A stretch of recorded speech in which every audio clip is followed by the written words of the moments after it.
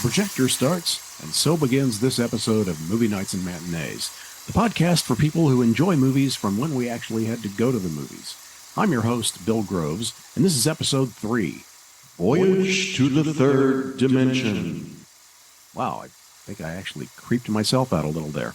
Anyhow, my guests and I will be talking about 3D movies, so put on your special glasses and prepare to duck.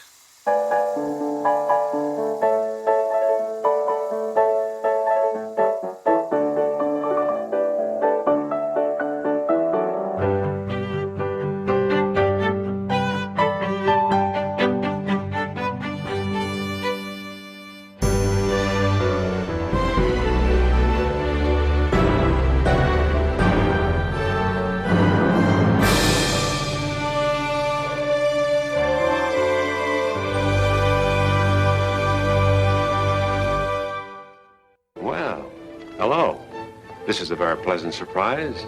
I like it. It's a new experience to talk direct to an audience, and if I have the time, I want to tell you about another new experience.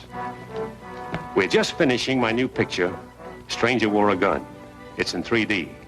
Naturally, we didn't want to be left at the post in this great new technical race in the picture industry, so we decided to go all out. 3D, stereophonic sound, and Technicolor. Now that's a mouthful. And it was an armful to do, but exciting. Hi, everybody. Thanks for joining me on this edition of Movie Nights and Matinees.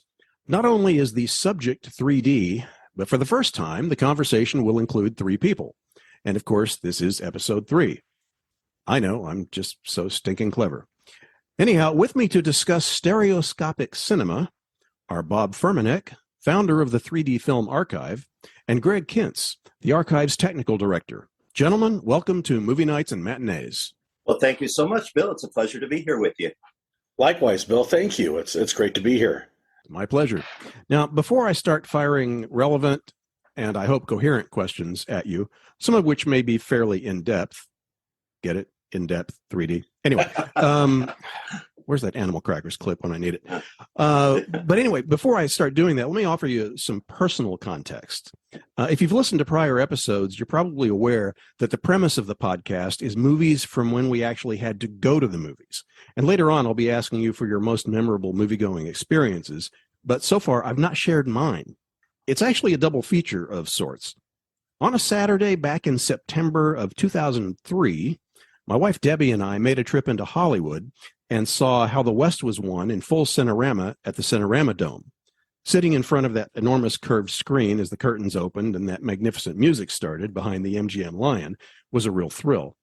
Afterward, we kicked around Hollywood for a while, had some dinner, and then made our way over to the Egyptian Theater, which was hosting the World 3D Expo. That evening, we got to see Kiss Me Kate in 3D for the first time, as well as the 3D Bugs Bunny cartoon, Lumberjack Rabbit. Although the Expo souvenir t-shirt has since worn out, I still have the program and a very special movie-going memory, for which I have you to thank, Bob. Well, that was, the 3D Expo was an incredible event. It was done for the 50th anniversary of the big 3D boom. And I was there at every show, and Jeff Joseph produced it. He had the idea that something needed to be done, and he had the resources to make it happen, which I didn't. I had all the prints, but I didn't have the means to get the Egyptian and the Cinematheque and everything involved. That was an incredible experience. I don't know, there were 30 some odd programs, and you're a little bleary-eyed at the end of it, but I wouldn't trade it for anything. Yeah, we actually went back the following weekend to see, for the first and only time in 3D, one of my 2 favorite Martin and Lewis films, Money from Home. And we took a good friend of ours with us for that, and that was another nice memory. Damon Runyon's funniest story was just made for Dean and Jerry, for they never tangled with anyone before like those wonderful Runyon tough guys. Money from Home is a very special film to me for a number of reasons, because I had a good friendship with Jerry Lewis for about the last 35 years of his life, and talked a bit about Money from Home, and he had some pretty wild memories of the set and these tractor loads of equipment being brought on to shoot it in Technicolor 3D, which was 2-3 strip cameras interlocked. So you're having 6 rolls of film go through for every take. And it was a a massive project. But yeah, the whole expo was fantastic, I think. And I believe, Greg, wasn't that the first time we met in person? It was, yeah. We'd been talking via phone and email for about 3 years. But yeah, that was the first time we met. Wow, how perfect a segue was that? Just one other Money from Home memory I have, just as a complete aside. A few years ago, when Debbie and I were living in Houston, sponsored by our church, we did a monthly Saturday afternoon matinee program at a senior retirement home nearby. And one of the ones that we showed was Money from Home. And I remember in my introduction, when we were doing that, standing up and saying, well, this was originally shot and released in 3D. Can't show it to you in 3D here, but I'm going to have Wes over behind the screen throwing stuff at you every once in a while. That's great. Well, one of the things, too, you talk about memorable experiences. Money from Home does not have a reputation for being one of the better of the Martin and Lewis's. It's kind of midway, the midpoint. But that expo screening which sold out, and I think we had probably 700 people there. It really struck home just how much a comedy film comes to life with an audience. And you were there. You saw how they responded. And I left there saying, wow, Money from Home is really one of the best Martin and Lewis movies. Yeah, that and Artists and Models are my two favorites. Yeah. How many sellout shows were there in the first expo? Oh, my gosh. 6 or 7? A lot, yeah. I mean, that was lightning in a bottle. Because it was the 50th anniversary. You had people traveling from around the world.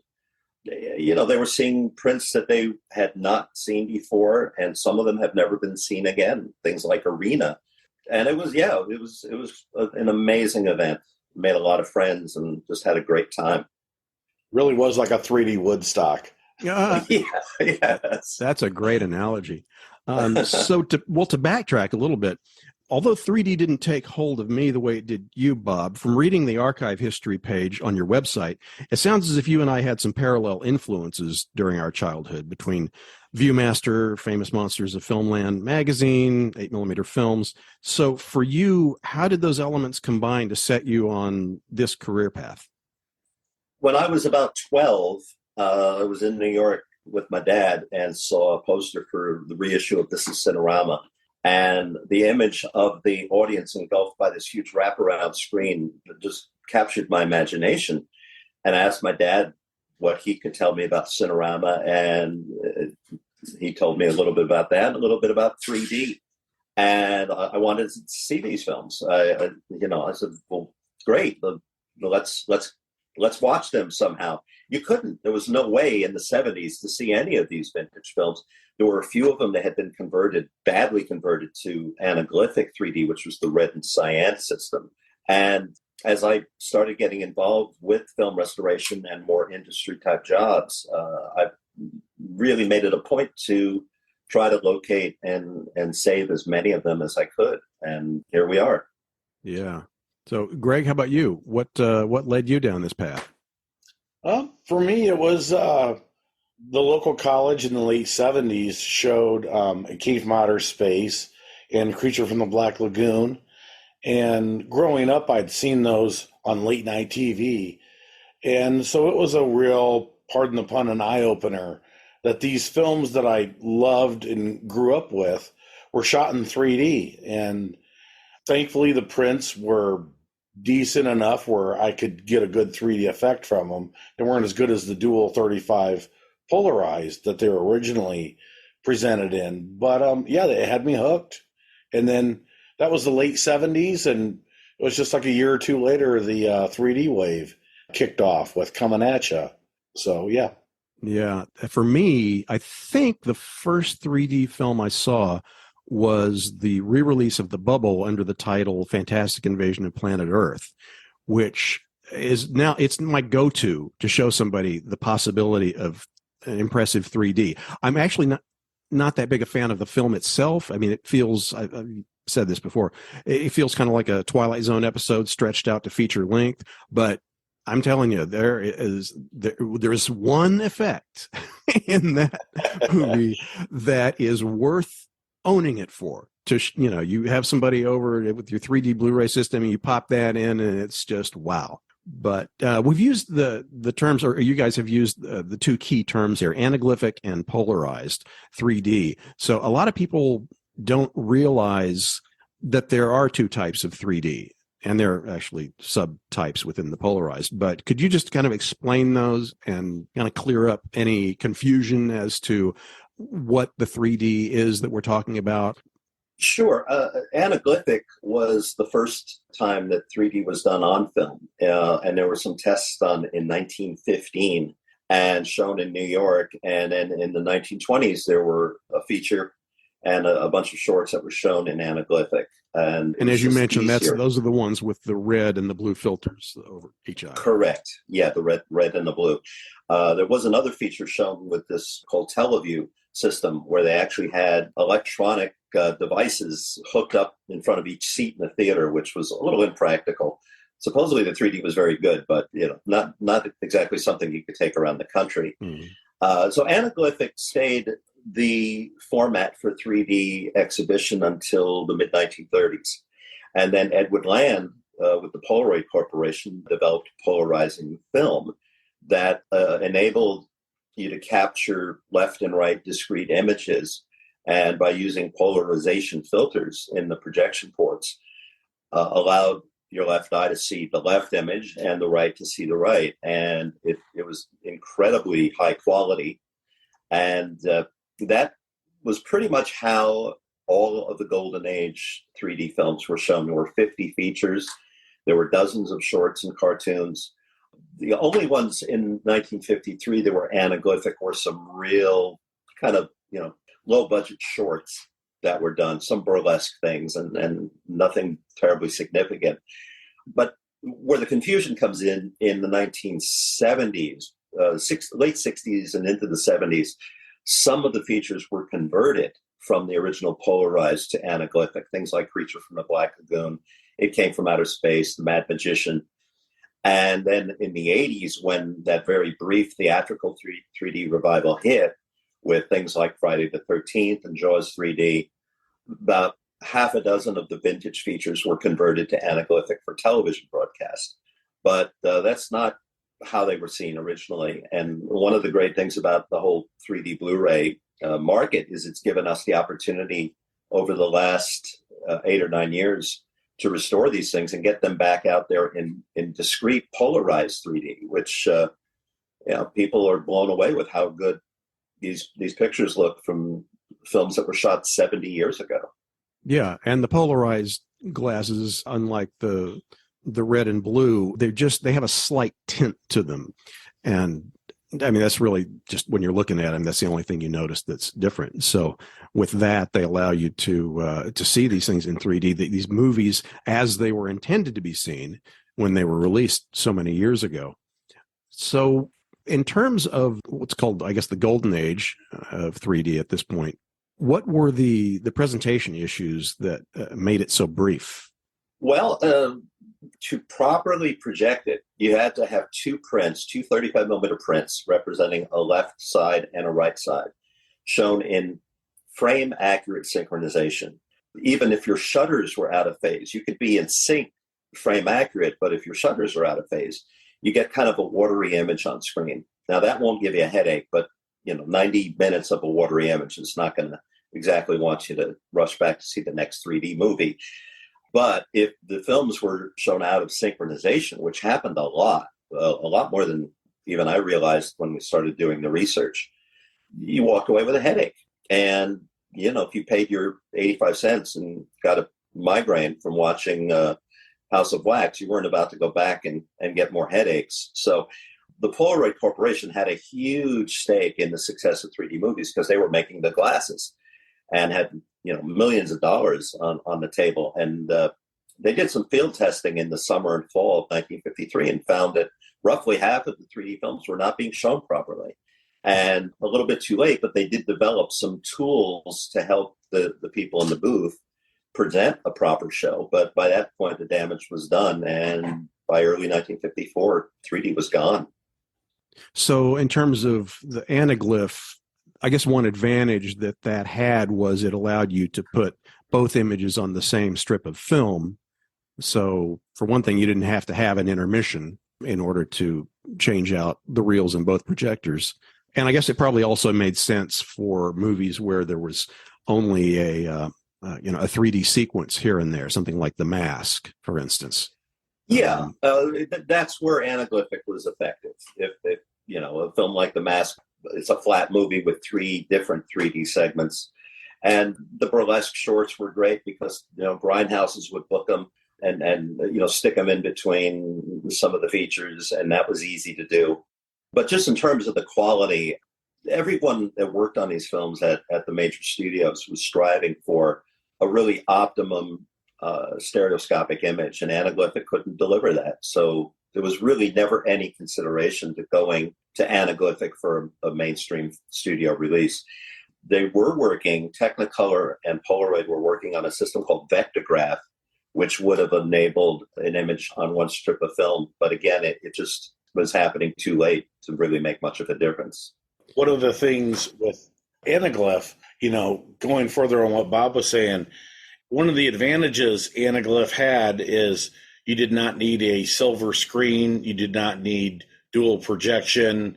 The only thing you needed were cheap glasses. And that's why over the decades, you've seen anaglyph come back again and again, just because despite its various weaknesses, it's easy to present. So any theater can show it without having to really go out of their way. I did see an anaglyph re-release on Creature from the Black Lagoon, and actually that's the only time I've had a headache from 3D. I had one for about 3 days after that, I think. And that's not unusual. Yeah. So what was the first film restored by either you personally, Bob, or the archive as a whole? Well, I did a number of restorations in the 80s and into the 90s, not 3D related, some Abbott and Costello and some Jerry Lewis things. The very first left-right 35 millimeter pair that I found and synchronized was Robot Monster, ironically. I was working at a storage facility in New Jersey, a film shipping building, and was going through nitrate vaults was what they were paying me to do. But on my lunch break, I was exploring.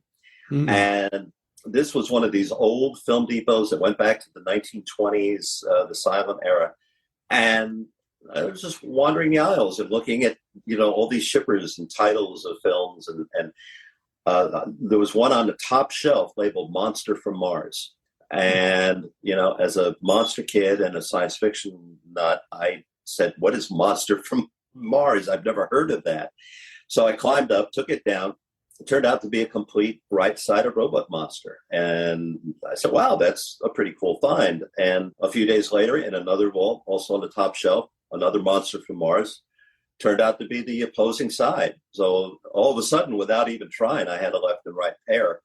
And I didn't realize at the time, but what was really significant about that discovery is that the company that wound up getting the rights to the film in the 70s, Medallion Television, got incomplete elements. So the negatives and fine grains that exist on Robot Monster are not complete. I had the only intact left-right version of the film. And I remember syncing them up. You had to replace all the missing frames and get it into synchronization. And I was not set up in the screening room here to run dual 35 millimeter. So I took it into a facility in New York. My expectations were pretty low because Robot Monster didn't have a great reputation. With the swiftness of a deadly cosmic ray, the Earth is invaded by indestructible moon monsters. Their ghastly mission, death for all humans. And the anaglyphic VHS that Medallion had done had all these flat sections. So I figured, well, this is going to be a bit of a waste of time. But that thing hit the screen, and I was blown away with how good it looked. The 3D cinematography was really well done. Good camera rig, good crew. And, except for a few stock shots in the film, everything is fully three-dimensional. And it's on a par with the major studio films at that time. And they shot this thing on location over the course of 4 days. So it's quite remarkable. And that was the first one. Once that happened, I kicked into high gear. I said, okay, I've got to find more of these left-right prints. Mm-hmm. And worked on it for over a decade. And it kind of culminated in that first 3D Expo. I think I provided something like 27 of the 33 movies that were shown. So it paid off. Well, now, apart from just locating any missing elements, what's usually the most challenging aspect of doing a restoration? Boy, that's a tough one. Each element can have its own set of surprises and challenges. You know, sometimes you can have deteriorated elements. Sometimes you need to access multiple elements to get all the pieces together. You know, in the case of Robot Monster, we've had work from multiple sources and do a substantial amount of work on those. Whereas in the case of GOG, we had the complete left eye side, thanks to Bob, but that was almost monochromatic. So we had to find a way of restoring the color without causing new issues. What would you say has been your most difficult restoration to date? For me, I would say it's a tie between GOG and Robot Monster. Bob, how about you? Well, every film that we've done 26 films since October 2014, which was our first release. Every single film has its own challenges. And, you know, Greg's the guy in the trenches. He could tell you horror stories. You know, and just when you think you've seen it all, something else comes up. None of them have been easy. Let's say it that way. But I'm interested in hearing one of the horror stories. That sounds intriguing. Well, I think the horror stories come when you get the scans and you look at it and you said, "Oh my God, I've got to work with this." You know, you know, one of the challenges for doing all credit to Kino Lorber, because if they weren't securing these licenses for us, we wouldn't be getting these things done. But sometimes the funds aren't there to go back to camera negative because there are a whole set of parameters that you have to meet with the rights holders to access the original camera negative. So a lot of times we have to work from dupe elements, and that presents all sorts of challenges. Greg, maybe tell the listeners a little bit about what you were up against with the Diamond Wizard. Yeah, and with if going a little further, Bob, on what you were saying, when it comes to the price tag of restoring these titles, we're really restoring two titles for the cost of one, because there's a complete left eye side, there's a complete right eye side, and sometimes these elements, especially if they were from, like if one's an IP and the other's a camera negative, or they've been stored in different locations, each eye side can have its own unique challenges. So, a lot of times it's getting not only correct color correction, but getting that left and right eye side to both match correctly. Those can be a real chore, along with the normal deterioration that you can have in any 2D film restoration workflow. Is there one that you're most proud of among all the ones you've done? Bob, do you have you have one that's on your top? I'm going to have to say God. Built to serve man, its brain was an electronic miracle. It could think 1,000 times faster, kill 1,000 times faster. Then suddenly it became a Frankenstein of steel, out to destroy its makers, thrilled to miracles of science beyond imagination. When I was working for Jerry Lewis, I got to know Herbert Strock, the director, and he was very proud of his work on the film, but he thought that it was lost in 3D, and it was, until I found the left side print. And as Greg had mentioned earlier, that was an enormous technical challenge for him because there was no color left. It was a totally faded 1954 Pathé color stock. But he made it work, and it screened at the expo with the faded print matched up to a print of the right eye with good color. But for the Blu-ray, Greg was able to develop these really complex algorithms to extract color from the opposing eye and overlay it onto the faded side. And if you think that sounds easy, try to do that with a faded photograph in Photoshop. You'll see it's not as simple as it sounds. And frankly, anybody who does anything to which the word algorithm applies makes me immediately think it's not easy. Well, Greg, you're brilliant at finding workarounds for all these problems. I don't know about that. It's one of these cases where there's an end goal that you have to meet, and you just need to find a way to make it happen. And sometimes there's just not a choice. You're going to find a way and put time in and make it work. And that's been the way it's been for a lot of our tools and innovations as far as shot by shot, stereoscopic correction, what we call panel matching. And that's getting not only the color, but the densities in the left and right eye to match up, or even implementing an anaglyph backup system for people who don't have the luxury of owning a dedicated 3D setup. What I would call the Rolls Royce of 3D, when you're watching it in polarized or with frame sequential with your projector. With anaglyph, we just had to find a way to make it work, get superior cancellation, and not have all these headaches that the previous systems had presented. And you just have to find a way to make it work.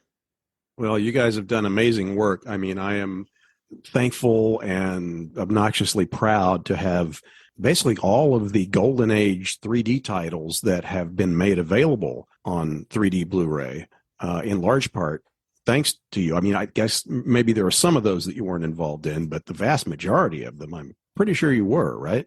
Yeah, we've been very aggressive with going after as many titles as we can with licensing. And again, a huge shout out to Kino Lorber, Frank Tarzi and Richard Lorber. I met with them in 2014 and told them what my vision was now that 3D on Blu-ray was a reality. And I'll never forget what Richard Lorber said. He said, listen, if we can help get the licenses for you, we'll make it happen. If we make money, that's great. If we break even, that's okay.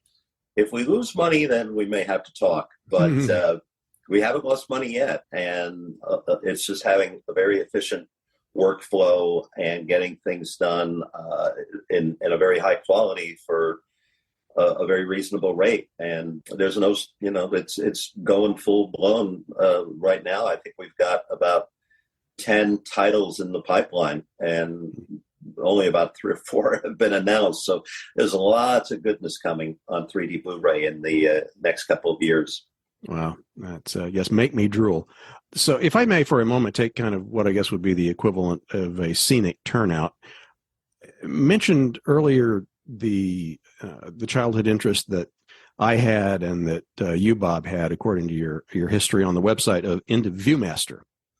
And one of the things as a Viewmaster collector, which I've only recently qualified to call myself, one of the real tough types to get are Viewmaster reels tied to some of these movies from the Golden Age that I gather were used in lobby displays for upcoming 3D presentations.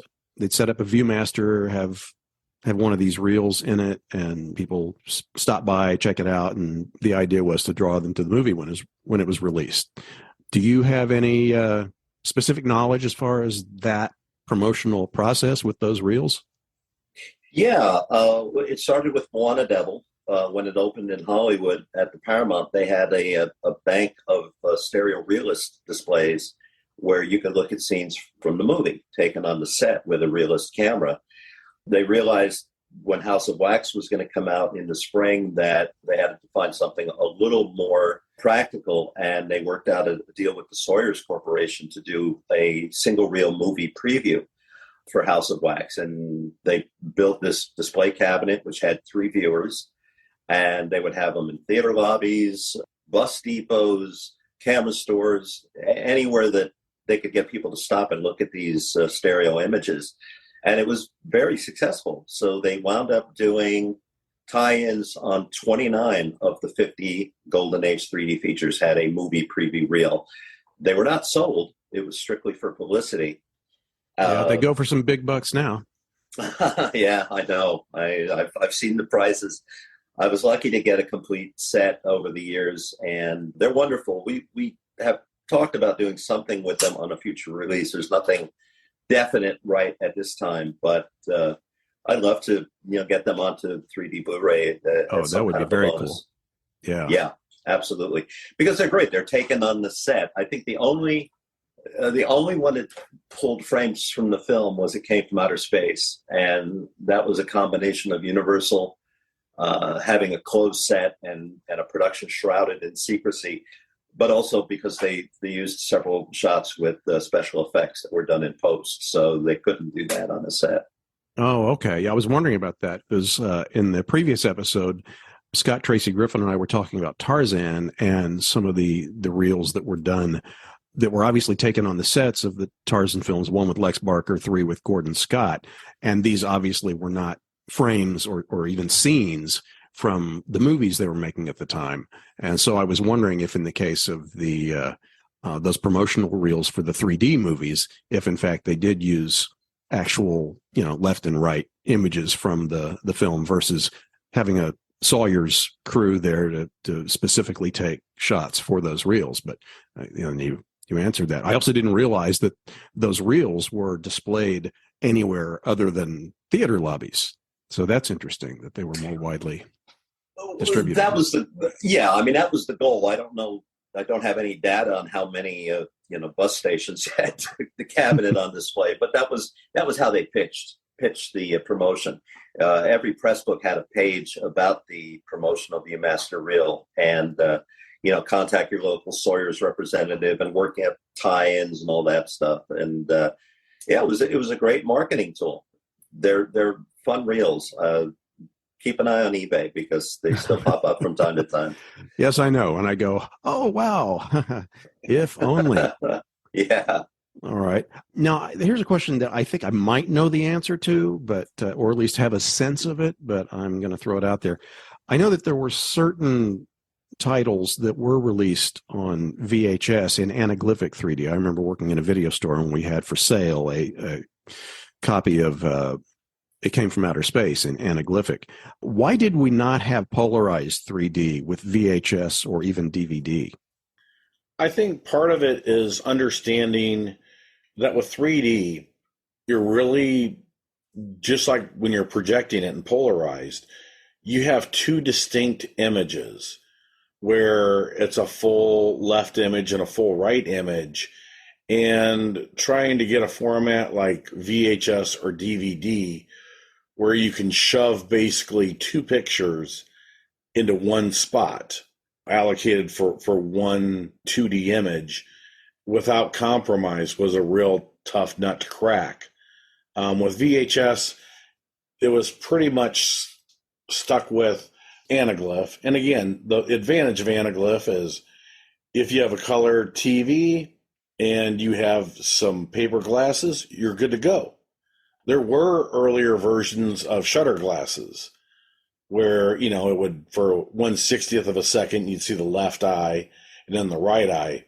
But so that's what we're calling active 3D at this point versus passive. Exactly. In the earliest versions of active 3D, unfortunately, were stuck on analog TV's 60 hertz refresh rate. So you would see 1/30th of a second the left eye, then the next 30th of a second, the right eye.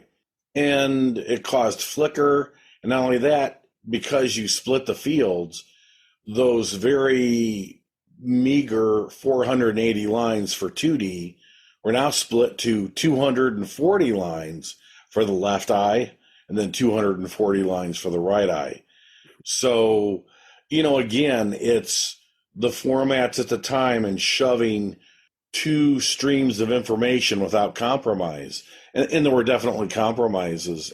The field sequential system really delivered some good 3D depth, but when it came to sharpness or not having what you would call temporal artifacts, because the system's not what they call in phase.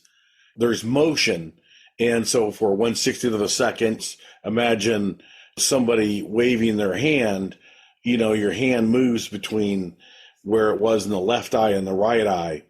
And thankfully with today's projectors, they're not going at 60 frames a second. They're going either 120 frames a second or 144. There's some 3D projectors that go 240 frames a second. And that reduces temporal artifacting like that greatly.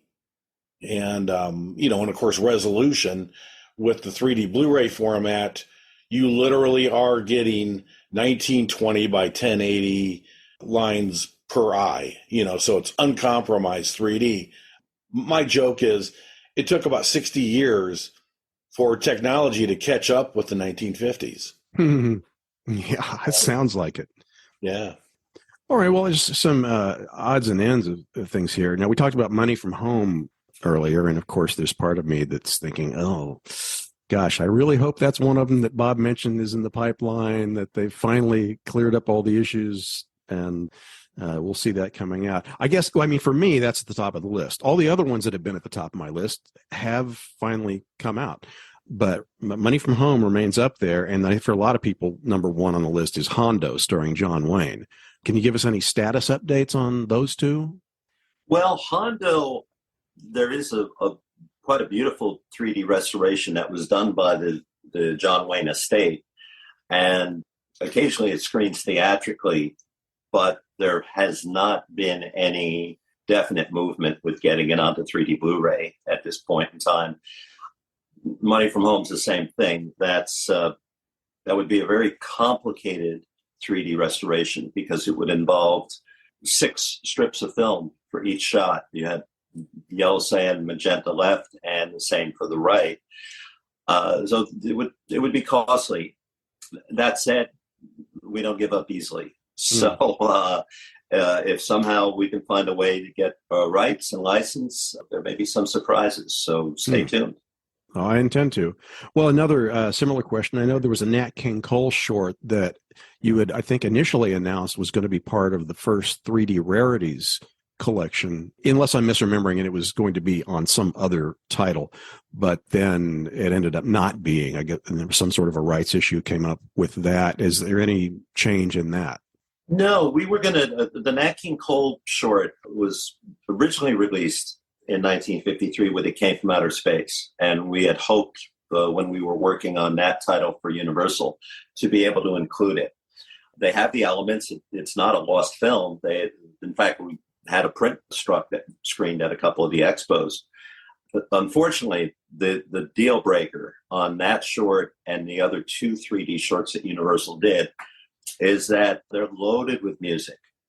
And we're talking 6 or 7 songs per 2-reel short. And as an example of how overwhelming a challenge that is, it took about 5 years to clear the glass web for a 3D Blu-ray release from Universal. And that has 1 song in it. So the idea of tackling one of the shorts with 6 songs is just impossible. And I wish I could say otherwise because they're a lot of fun. And they got better. Their techniques improved with each one. And by the time the 3rd one was done, called Hawaiian Nights, with Pinky Lee, Mamie Van Doren, and the Miss Universe contest beauty winners, plus Ben Chapman, who was also playing Creature from the Black Lagoon at the time. That's the best of the 3. It is so well staged for depth. And went out flat in 1954. So nobody saw it then. And because it's got half a dozen songs, nobody's going to get to see it now, I'm afraid. Wow, that's too bad. I know music rights can be the fly in the ointment on a lot of films. I mean, coming back again to Martin and Lewis, I know that's why Three Ring Circus has not gotten a release because there's 1 song in it, apparently, that's hanging it up from that. Unless that's been cleared and I haven't realized it. They have, it's they've done a restoration of it, and it is showing on some of the streaming services. I don't know if it's not Netflix, but Vudu or some of those have a nice restoration of it. But yeah, there's one music publisher who thinks that their 2-minute song in Three Ring Circus is going to make them millions, and they just won't They won't budge. Yeah. Well, let me ask you this. What would you say, and I'm thinking, the golden age titles here. What do you think, which title do you think offers the best balance of 3D effect? And I don't necessarily mean pop out, I mean use of 3D and just being a good movie on its own terms. For me, I would say it's a mix between Inferno and the three Jack Arnold's before. It would be Creature from the Black Lagoon, A King from Outer Space, Revenge of the Creature. The best way I can describe it to you is to tell you that it makes the screen absolutely real and alive. People, objects, landscapes take on a depth and a dimension such as they have in real life. And it has an added quality. Objects actually seem to come out of the screen, so real they almost touch you, creating the most dramatic impact that the screen has ever known. Jack Arnold was really good for me in having off-screen effects, but they play in very naturally. It's part of the story, and you can watch it in 2D and not think anything of it versus some of the 80s titles. If you see them on cable TV, you watch 30 seconds of it and you go, hey, that was shot in 3D, because It's pretty blatant. Yeah. Bob, your thoughts on that? I'm going to have to go with Inferno.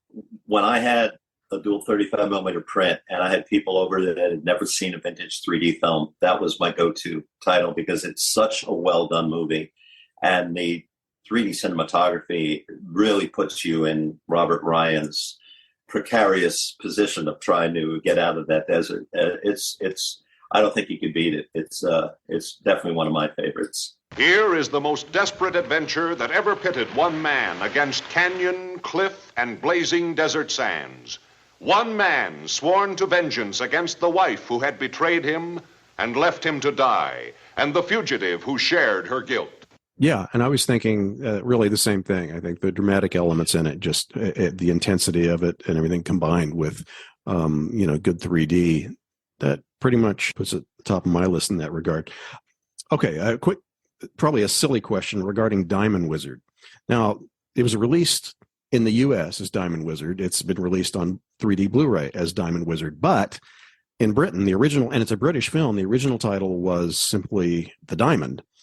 And that's the only place it was 3D. I'm just curious if you have insight into this, why it was released under the American 2D title versus the British 3D title.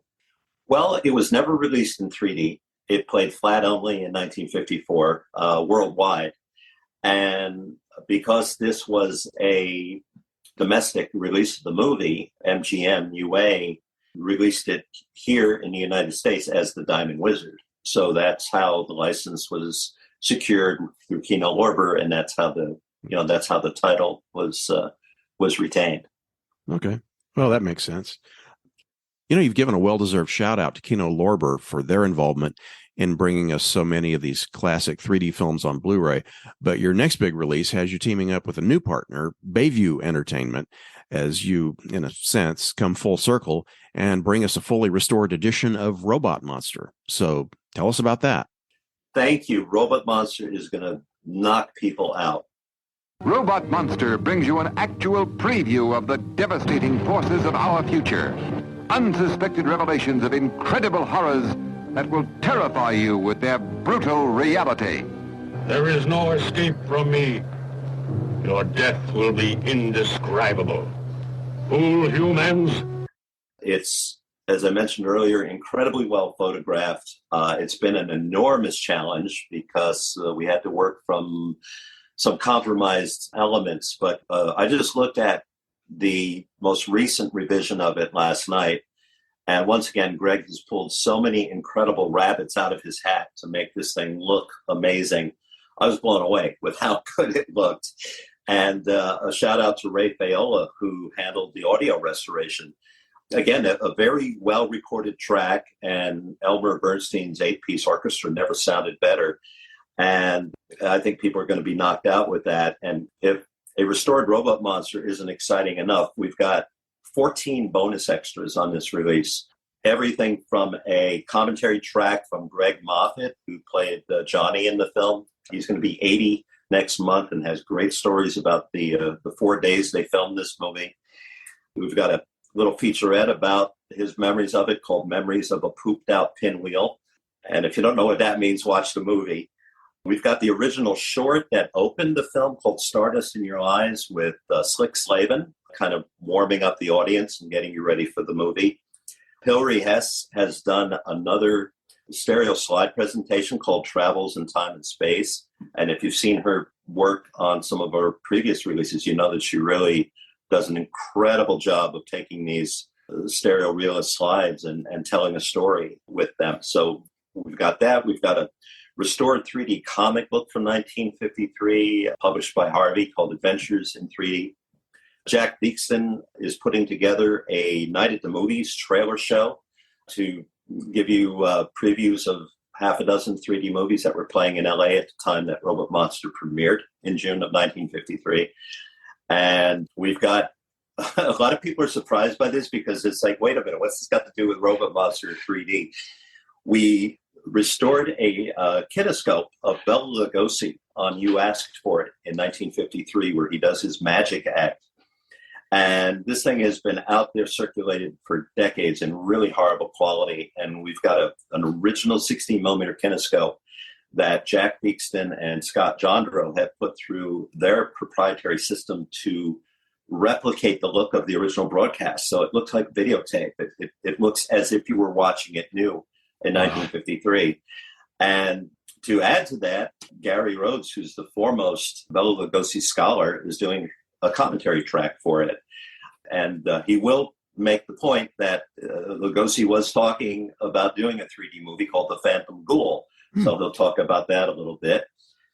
I know I'm forgetting a few things, but it's just a great package of all this bonus content. And not all of it is 3D, but at least half of it. So I think people are going to be really, really pleased with this release. And sounds like a lot of fun. And I'm guessing that the pop out effect of the I don't know what Lawrence Welk death machine that is used in the movie, that the bubbles, yes. That'll be impressive. Well, you know, when you see the film flat, you don't know what the heck these bubbles are doing in some shots. When you see it in 3D, it makes perfect sense. It does. And the other neat thing, too, about, going back to the history of Robot Monster, up until Bob's Elements for the last, since 1953, people have seen Robot Monster with like 25% of it flat. And the opening credits are amazing in 3D. The comic book montage is really amazing. And for the last, 70 years, if you've seen it on home video, you've seen it flat, even if it's been anaglyphic, or field sequential, that's been flat. So much to see here now because it's really 3D start to finish. I'm looking forward to it because I saw a bit of the end of it years ago on TV, but I've never seen the whole film. So my first viewing of it will be in 3D. So that's going to be very cool. That's great. Now, you've also got Southwest Passage coming out in the near future, right? Yeah, that's going to be a 2024 release for the 70th anniversary. I'm really excited about that because up until a few years ago, it was partially lost in 3D. 4 of the 9 reels were missing. And Darren Gross at MGM was on this for years and years. And they got a printout from a lab in Italy with abandoned elements that had come from a closed facility. And there were 4 reels of 35 millimeter color negative for a show called Camel's West. Darren was savvy enough to know that Camel's West was the UK title for Southwest Passage. So he had had a cigarette commercial. No, it should be though, right? So he had those reels pulled in, and they were the 4 missing negatives for I forget which side offhand, but it's fully complete. It's one nobody has seen in 3D since 1954, and shot on location in Kanab, Utah. In natural vision, the same camera system that they use for House of Wax and Charged Feather River. And it's a fun movie, a interesting story based on using camels to cross the desert, and Rod Cameron, John Ireland, and Joanne Drew star. So that one's going to be a pretty exciting restoration for us. Yeah, and there's others coming out to look forward to. I'm personally interested in Devil, another one I've never seen. Of course, that's the one that really started the big wave of what we call the Golden Age, and then also The Glass Web, which you mentioned. Yeah, The Glass Web. I should also mention you guys were in you did an episode of the podcast called Serial at Midnight, where you were interviewed. So people might want to track that down to get a little more interesting information. And with that, I think we come to the question of the hour. Well, question of the end of the hour, anyway. So you may have teased it a little bit earlier, Bob, but we'll start with you. What would you say is your most memorable movie-going experience? I'm going to have to say the entire 3D Expo event, and I can't pick a title. It's like, asking you to pick your favorite child. There were so many wonderful moments, so much great interaction with the people. Getting a chance to meet people like Ray Bradbury and Katherine Grayson at Kiss Me Kate and Biff Elliott, and it was just a wonderful experience. So I'm going to say the whole Expo one was probably the pinnacle for me. Okay, Greg, how about you? Yeah, I hate to say it. I would have to say the same thing. I mean, Expo 1 was really an incredible event. I mean, the other two expos were just as memorable, but that first one was really lightning in a bottle. Yeah, that's definitely a first, and likely to be an only where, I shared the same memorable movie-going experience with my interviewees. That was a very, very special event, and I'm very thankful to have been able to participate in it as an attendee. Yes. And Jeff Joseph really, I have to hand it to him. He did this too, all for the love of the presentation, and kudos to him for getting 3, what were they, roughly 10-day events each time, Bob? I think so, yeah. That's incredible, to pull that off. And all of those titles, and sometimes there were specialty prints struck, and that was amazing. Well, all right. This has been a terrific conversation, and I want to thank you guys for joining me. And I want to encourage anyone who wants some more information about the archive to visit the 3D Film Archive's website. It's loaded with information on 3D movies in general, not just the ones we've been talking about in this podcast, but it's just, you can spend a lot of time on that website wandering around and seeing a lot of cool stuff. So give it a visit. So once again, gentlemen, thank you. And thank you, Bill. Oh, yes, it was a lot of fun. My pleasure, and best wishes with your continued success and efforts. Well, I appreciate it. This was a lot of fun. Let's do it again sometime. That sounds good to me. All right. Take care, guys. Thank you. Bye-bye. Take care. I'd like to make a couple of final comments regarding 3D movies, more specifically 3D movie viewing at home. While newer movies that get 3D theatrical releases may be enhanced by the format, with a few exceptions, they're not produced specifically with 3D in mind, whereas the movies my guests and I discussed were. Consequently, for those who think like us, it's important to be able to view the films in the manner for which they were intended. Its startling story was especially appropriate to 3 dimensions. Its wild chases, its weird happenings, its thundering climax, high in the air aboard a runaway roller coaster, all leap out from the screen as you and the audience join the fugitive man in the dark in 3 dimensions. To watch a flat print of a 3D movie that fully embraced the technology is a bit like watching a foreign film dubbed into English. Sure, you can watch it, follow the story, and understand the dialogue without the trouble of reading subtitles. But you've lost the nuances of the actors' voices and line deliveries, which is a significant part of their performances. Unfortunately, apart from certain models of video projectors that are, generally speaking, more expensive than even the highest-end televisions, the manufacture of 3D TVs in the U.S. has stopped, as has the release of 3D Blu-ray titles by the major studios. A few of the bigger movies are getting 3D Blu-ray releases in other countries, such as Japan and Australia, meaning costly imports for collectors in the US. I don't quite understand why the industry used 4K as an excuse to drop 3D from their products, rather than combining the two where appropriate. I mean, it seems to me that 3D and 4K would be a marketer's dream slogan. I have to think that 3D will make a comeback in the home video market. After all, the tech companies are always looking for the next thing that will prompt consumers to shell out money, even if it's for something they more or less already have, if it's seen as a significant upgrade. Upping the resolution of the image is only effective to a point, after which it becomes either indiscernible to the human eye or incompatible with the human wallet. The logical next step in the viewing experience is something immersive. You haven't seen any real rough and tumble love scenes in 3 dimensions. You have something to look forward to. Even now, there's technology being developed for a type of 3D that doesn't require glasses, so that may be the thing that reboots the 3D home video market. Clearly, there's still enough of a perceived interest in the 3D experience to justify a theatrical re-release of the original Jaws, converted to 3D, as well as the big 3D promotion given to Avatar: The Way of Water and Ant-Man and Wasp: Quantumania. If there wasn't a market for it, the filmmakers and studios wouldn't bother creating it. Anyhow, while we await the enlightenment of studios and hardware manufacturers, I'll be holding on to and enjoying my library of 3D Blu-rays, and looking forward to more such releases by the guys at the 3D Film Archive and other sources who are more visionary than the average entertainment executive. I'll step down from my soapbox now and remind you to check out the Movie Nights and Matinees Facebook page and website. Wherever you listen to the podcast, remember to hit the subscribe or follow button, which will boost our ranking and also ensure that you don't miss anything to come. If possible, add a rating or, better still, a review. Apple Podcasts allows for this, for instance.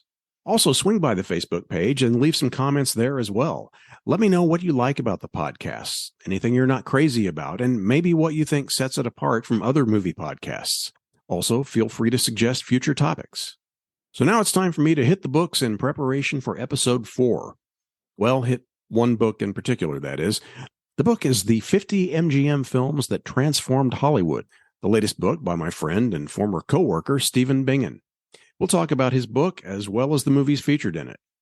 So, metaphorically speaking, I will expect to see you here for episode 4. And your little dog, too.